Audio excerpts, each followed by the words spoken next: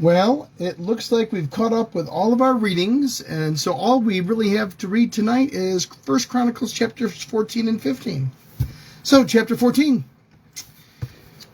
Now Hiram, king of Tyre, sent messengers to David along with cedar logs, stonemasons, and carpenters to build a palace for him. And David knew that the Lord had established him as king over Israel, and that his kingdom had been highly exalted for the sake of his people, Israel.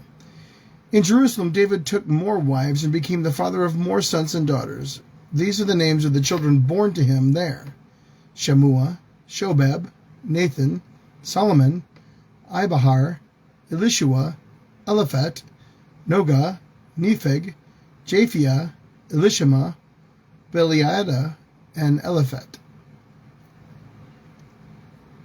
When the Philistines heard that David had been anointed king over Israel, they went up in full force to search for him, but David heard about it and went out to meet them. Now the Philistines had come and raided the valley of Ephraim. So David inquired of God, "Shall I go and attack the Philistines? Will you deliver them into my hands?" The Lord answered, "Go, and I will deliver them into your hands."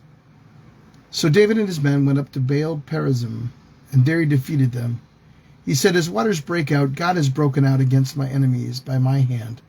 So that place was called Baal Perazim. The Philistines had abandoned their gods there, and David gave orders to burn them in the fire. Once more the Philistines raided the valley, so David inquired of God again, and God answered him, "Do not go directly after them, but circle around them and attack them in front of the poplar trees. As soon as you hear the sound of marching in the tops of the poplar trees, move out to battle, because that will mean God has gone out in front of you, and strike the Philistine army." So David did as God commanded him, and they struck down the Philistine army all the way from Gibeon to Gezer. So David's fame spread throughout every land, and the Lord made all nations fear him. Chapter 15. After David had constructed buildings for himself in the city of David, he prepared a place for the ark of God and pitched a tent for it. Then David said, "No one but the Levites may carry the ark of God, because the Lord chose them to carry the ark of the Lord and minister before him forever." David assembled all Israel in Jerusalem to bring up the ark of the Lord to the place he had prepared for it. He called together the descendants of Aaron and the Levites. From the descendants of Kohath, Uriel, the leader of 120 relatives. From the descendants of Merari, Asahiah the leader and 220 relatives. From the descendants of Gershon, Joel, the leader, and 130 relatives. From the descendants of Eliphan, Shemaiah and the leaders, and 200 relatives. From the descendants of Hebron, Eliel, the leader, and 80 relatives. From the descendants of Uzziel, Aminadab,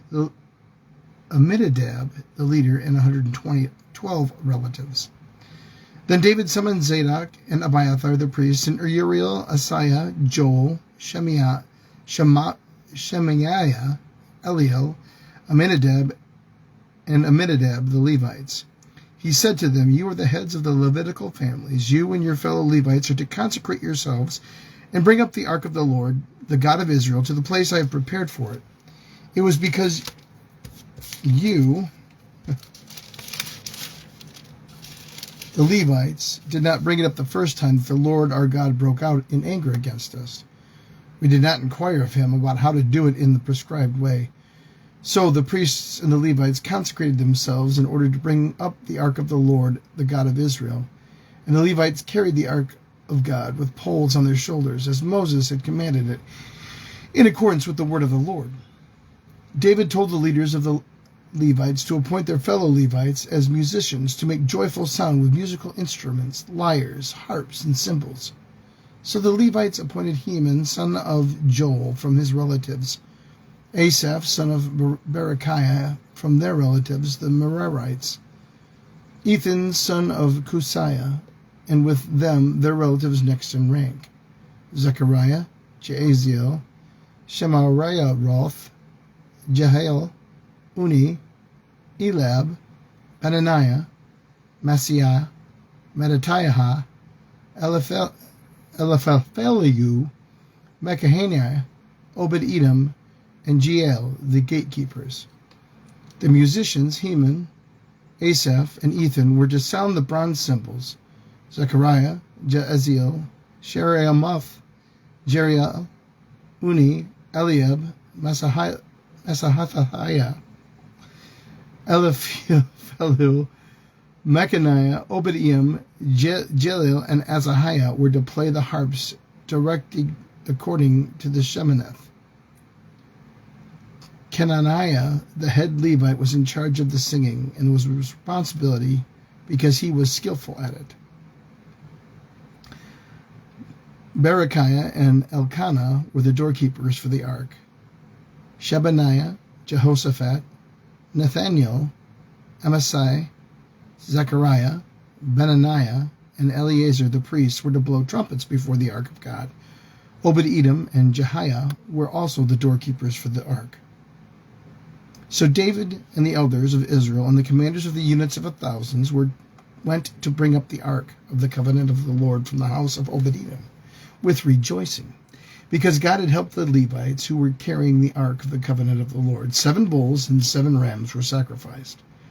Now David was clothed in a robe of fine linen, as were all the Levites who were carrying the ark, as were all the musicians, and Kenaniah, who was in charge of singing of the choirs. David also wore a linen ephod.